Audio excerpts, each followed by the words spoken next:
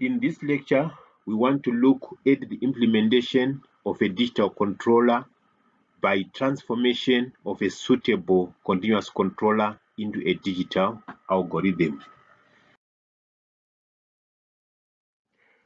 We know that the mapping of the S-plane into the Z-plane uses the relationship Z equals e to the TS.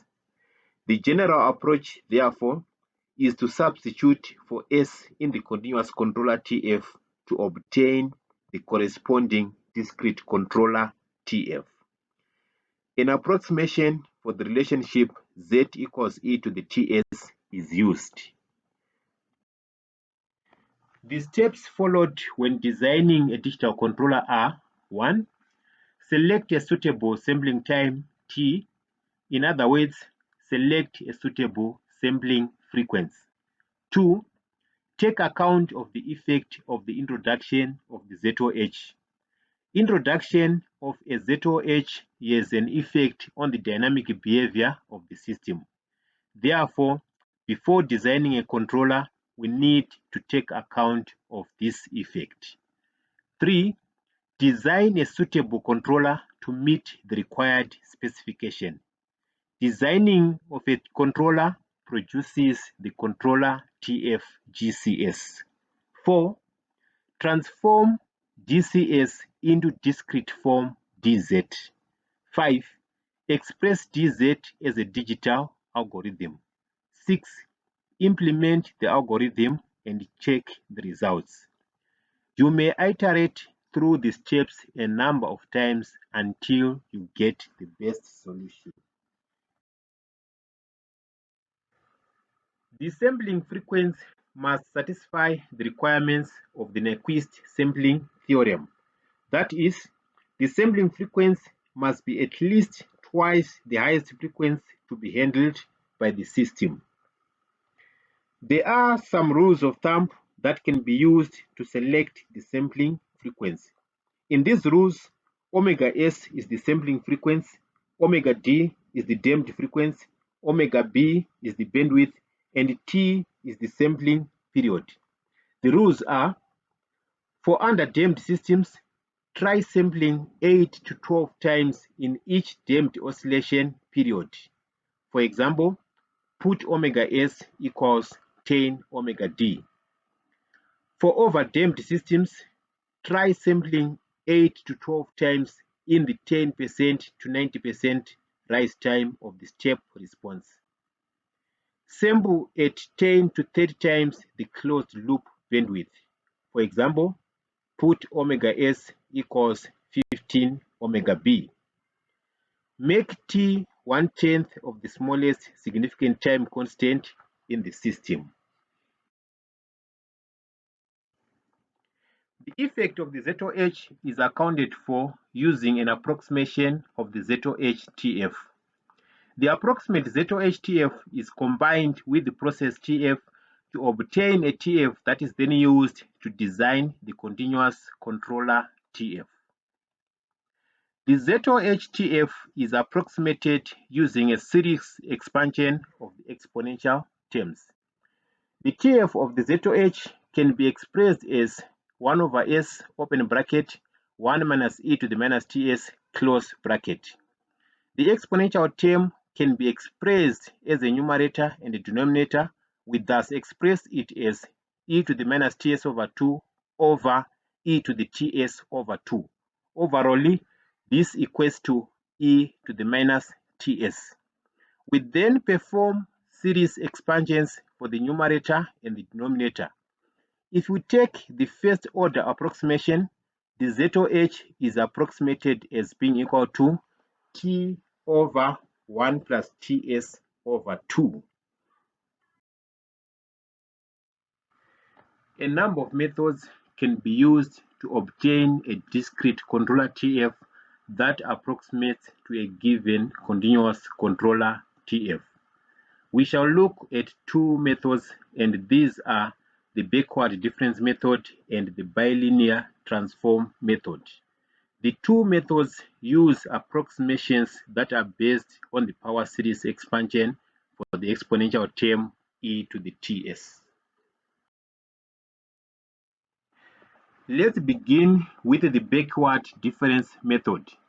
The relationship between the z domain and the s domain is given by z equals e to the ts, which can be expressed as z equals 1 over e to the minus ts. If we do a series expansion of the exponential term and get the first order approximation of the expansion, the relationship can be approximated as z equals 1 over 1 minus ts. If we make s the subject of the formula, then the relationship is expressed as s equals 1 minus z to the minus 1 over t. The equivalent digital controller can then be obtained by substituting for s in the continuous controller using the approximate relationship s equals 1 minus z to the minus 1 over t. Let's apply the backward difference method to the controller GCS equals S plus A over S plus B. We substitute for S in the controller TF using the relationship S equals 1 minus Z to the minus 1 over T. After some algebraic manipulations, we obtain dz as equal to 1 plus at minus z to the minus 1 over 1 plus bt minus z to the minus 1. If we had the numerical values for a, b, and t, we could clear these unknowns and remain with an expression that only has z as a variable. We note that dz equals uz over ez. To obtain the digital algorithm, we cross-multiply and then use the properties of Z transforms to obtain the corresponding difference equation. If we make UK the subject of formula in the difference equation, we obtain the algorithm as UK equals 1 over 1 plus BT UK minus 1 plus 1 plus AT over 1 plus BT EK minus 1 over 1 plus BT EK minus 1. In the bilinear transform method, the exponential term e to the ts is split into a numerator and a denominator and thus expressed as e to the ts over 2 over e to the minus ts over 2. We then do separate series expansions for the numerator and the denominator. The first order approximation of the series expansions gives the approximate relationship as z equals 1 plus ts over 2 over 1 minus ts over 2. If we make s the subject of the formula, the relationship is s equals 2 by 1 minus z to the minus 1 over t by 1 plus z to the minus 1. The equivalent digital controller TF is obtained by substituting for S in the continuous controller TF using the relationship S equals 2 by 1 minus Z to the minus 1 over T by 1 plus Z to the minus 1. Let's apply the bilinear transform method to the controller GCS equals S plus A over S plus B.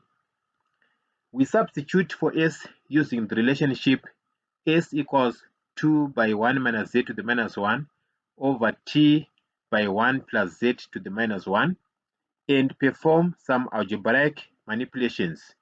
We obtain the discrete controller TF as dz equals 2 by 1 minus Z to the minus 1 plus AT by 1 plus Z to the minus 1 all over 2 by 1 minus Z to the minus 1 plus BT by 1 plus Z to the minus 1. We cross multiply and then use the properties of Z transforms to obtain the corresponding difference equation. We make UK to be the subject of the formula in the difference equation and therefore obtain the algorithm as UK equals 2 minus bt over 2 plus bt UK minus 1 plus 2 plus at over 2 plus bt ek plus 2 minus at over 2 plus bt ek minus 1. Let's look at how the transformations map the S-plane into the Z-plane. The backward difference method maps the left-hand S-plane into a part of the unit circle. The bilinear transform method maps the left-hand S-plane into the unit circle. The bilinear transform method gives a better approximation than the backward difference method.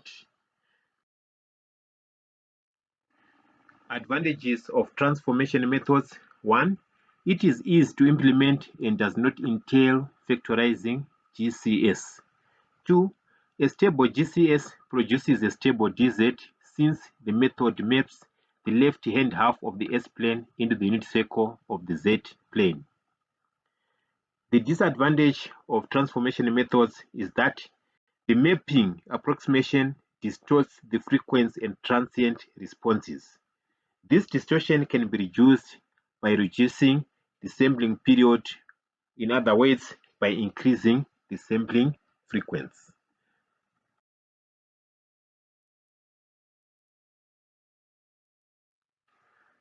I recommend that you do these questions from chapter 8 before you proceed to the next section.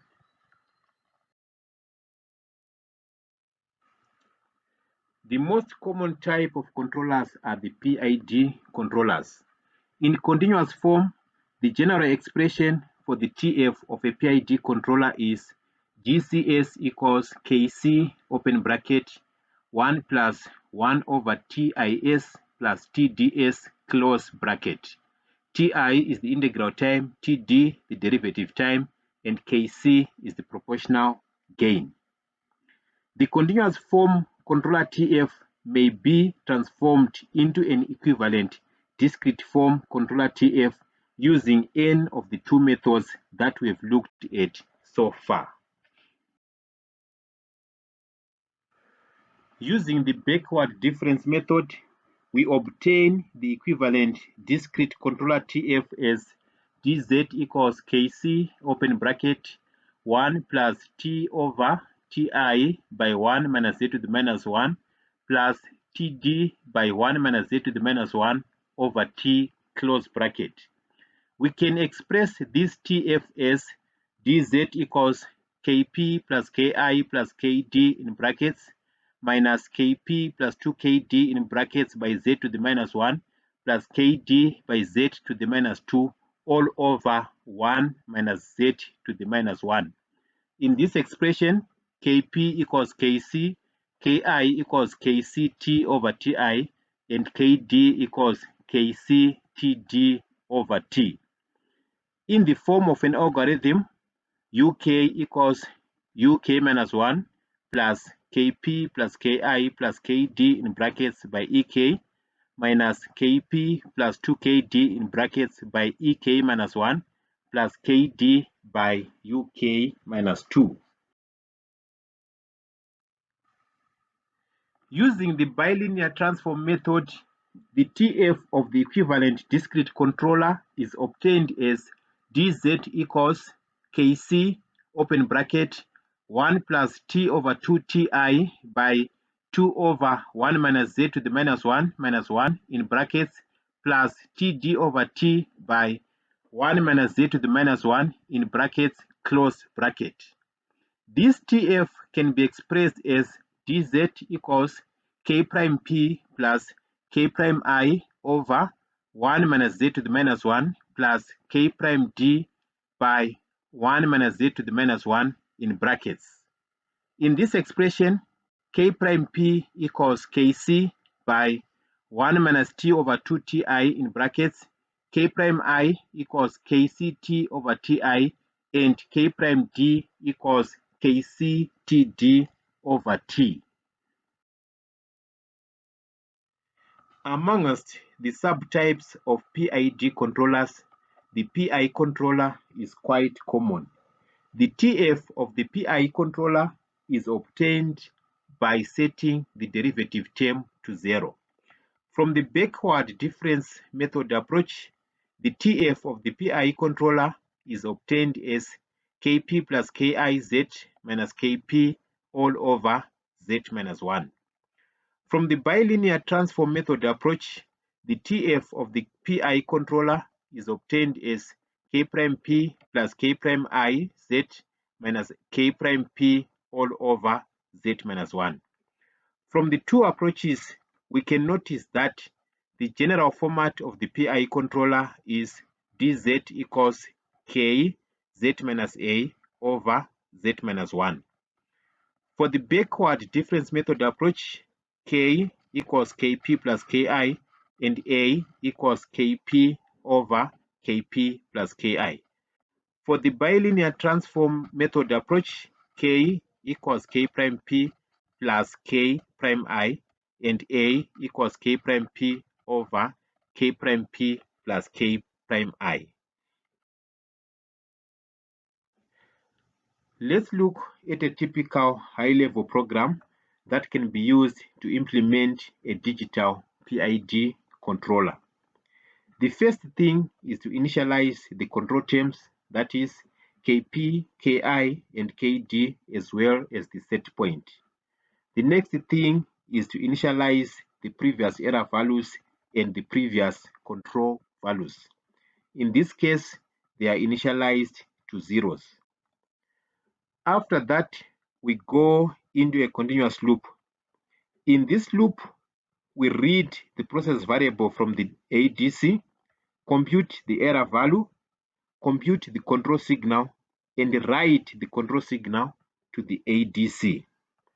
After that, we update the previous control and previous error values. In this case, the previous error value becomes the previous error value but 1. The current error value becomes the previous error value. The current output value becomes the previous output value.